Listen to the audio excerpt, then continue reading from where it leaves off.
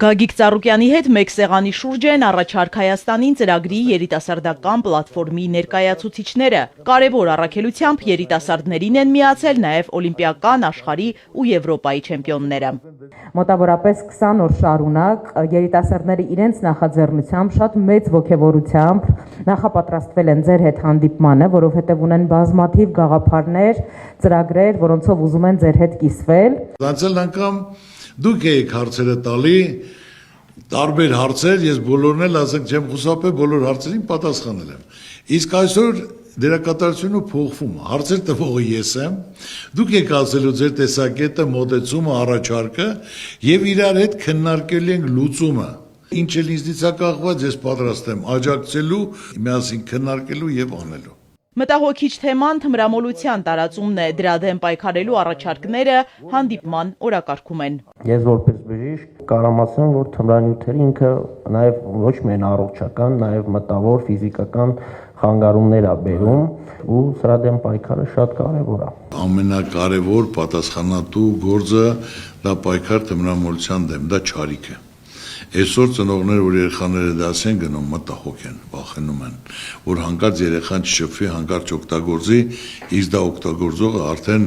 կտրվում է մարդկությունից, հարազատությունից, կյանքից, ամեն ինչից։ Դա եւ ուսուցչի, եւ ծնողի, եւ պետության բոլորի խնդիրն է, որ Աստված չանի, դա մեկի տուն չմտնի։ Դուք ասեք լուծումը որն է, ծրագիր կազմեք։ Ոնց ենք անում, ուզում եմ գործը առաջ գնա, ու դուք իմանալու, որ այսօր առաջնայինն եք, որ այդ հարցը բարձրացել եք, բարձրաձայնել եք, եւ այսօր հազարավոր մարդիկ, ընտանիքներ, ծնողներ երախտապարտ կլինեն։ Գագիկ Ծառուկյանը մատնանշում է մարզաշխարհը հանուն առողջ սերնդի նախաձեռնությունը եւ որպես գաղափար հայտնում, որ անվանի մարզիկներ Արթուր Ալեքսանյանը, Հռիփսիմե Խուշուդյանը, Մալխա Սամոյանը դառնան թմրամոլության դեմ պայքարի հանրային կազմակերպիչները։ Արթուր Ալեքսյանին գիտեք, այսօր աշխարհում մեկ ճանաչված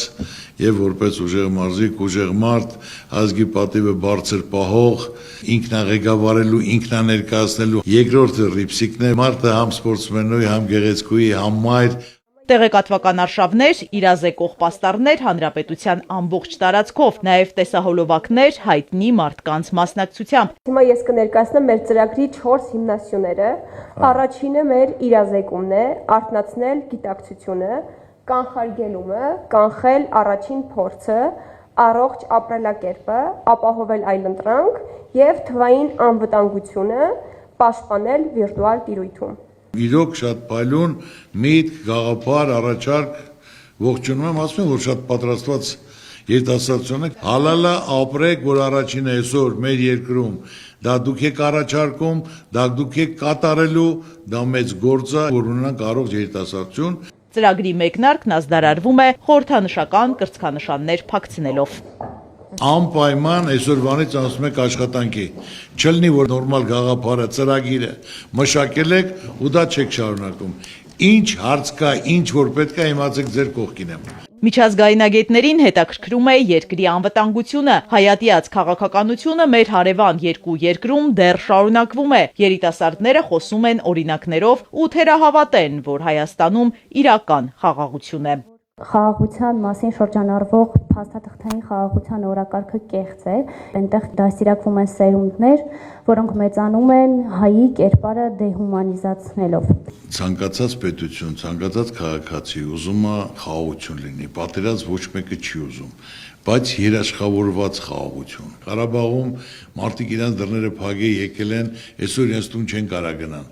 բայց ադրբեջանցիները Արևմտյան Ադրբեջան 300,000 հոգի պետք է գան Հայաստանում բնակվեն։ Մեր գեներալները, մեր նախագահները այնտեղ կալանքի տակ են ցմա,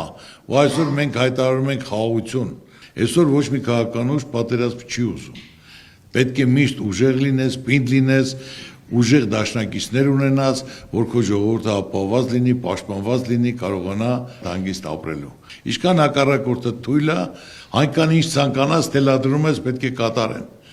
Հայ ազգը այս կարգավիճակին երբեք չի եղել պատմության մեջ ու այդպես էլ չի կարող լինել։ Դրա համար ես ձեզ ասեմ այսօր աշխարհի հայությանը, որը կան շատ ազդեցիկ հայեր,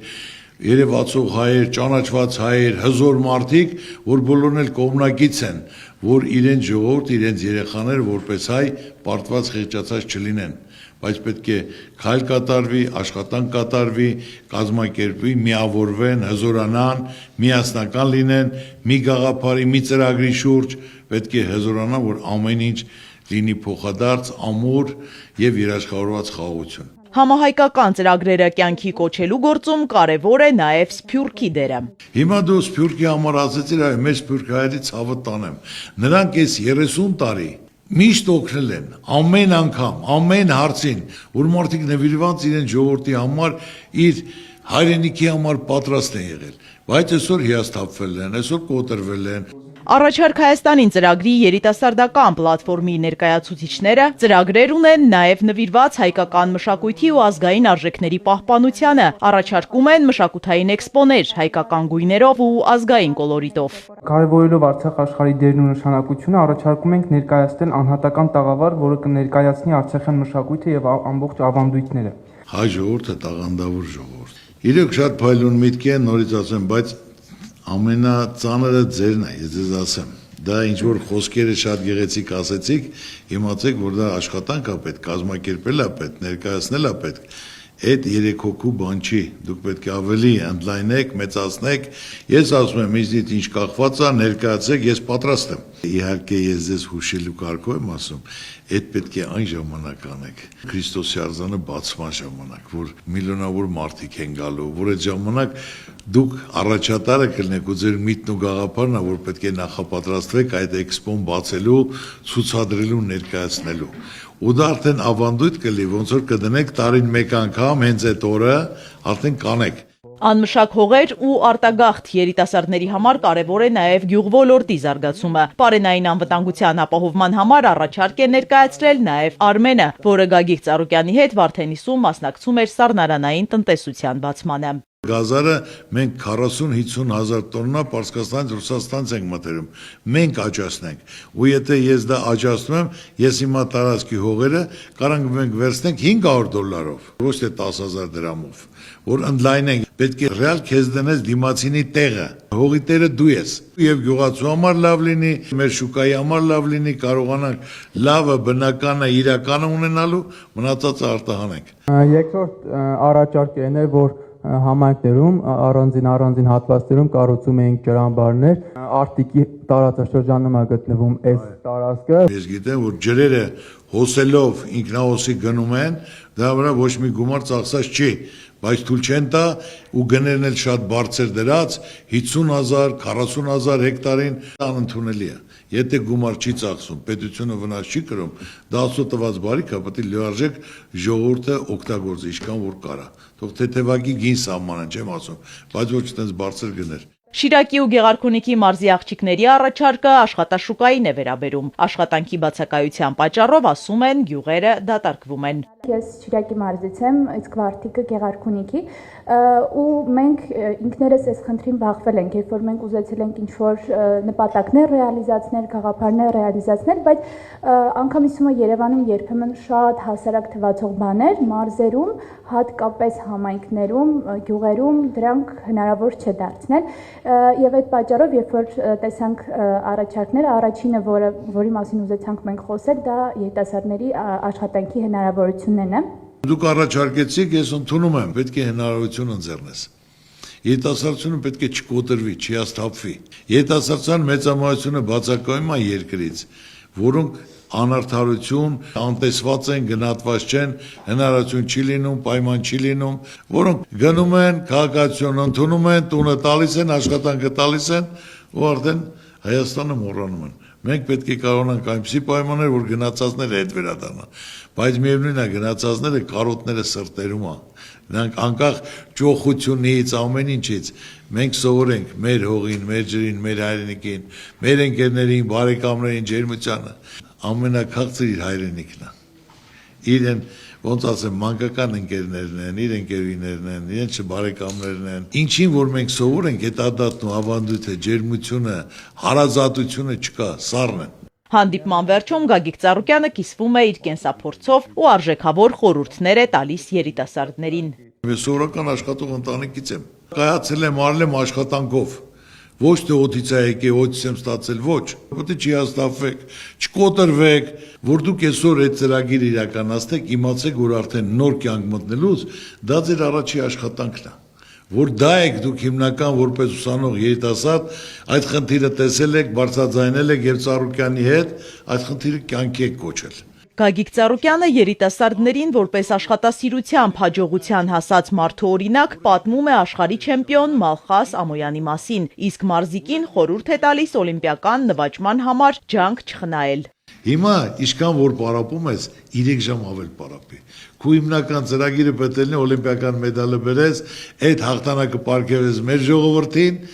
որ միասնական էլ քո հարցանիքը կազմակերպենք, ուրախանանք ու կենացը խմենք եղբայր։ Պարոն Ծառուկյանի կողմից մեզ տված խորհուրդները ոչ միայն այս պահին մեզ օգնելու, այլ նաև օգնելու մեր ամբողջ կյանքի ընթացքում եւ մեծ տրամադրությամբ, մեր էմոցիայով, մեծ լիցքով կանցնեմ աշխատանքի։ Երբ ծրագիրը գրում էի, գիտեի, որ ծրագիրը իրականում կյանքի կոչվելու հնարավորություն ունի, բայց կտրվեր այդ հնարավորությունը ինձ կյանքի կոչել թե ոչ, դա իհարկե չէի մտածում։ Ընդհանուր առմամբ ուրախ եմ, որ երիտասարդների ձայնը լսելի է դառնում եւ նրանք կարող են ներկայացնել նաեւ իրենց առաջարկները, հետագայում ավելի դրական փոփոխություններ ունենալ երիտասարդության շրջանում։ Մենք նաեւ որպես թուրքագետներ շատ մտահոգված ենք, որ մեր երիտասարդությունը իրազեկված լինի, թե իր հայրենիքը ինչ իրականության մեջ է այս պահին գտնվում ու ինչ սպառնալիքներ կան։ Մեծ աշխատանք է սպասում մեզ,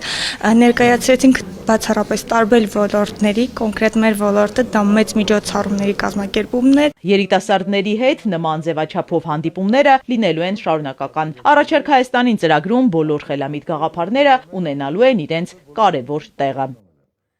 Իզաբելլա Հովանիսյան, Ալեքսանդր Կիրոյան, Սիմիկ Մայիլյան, Էպիկենտրոն։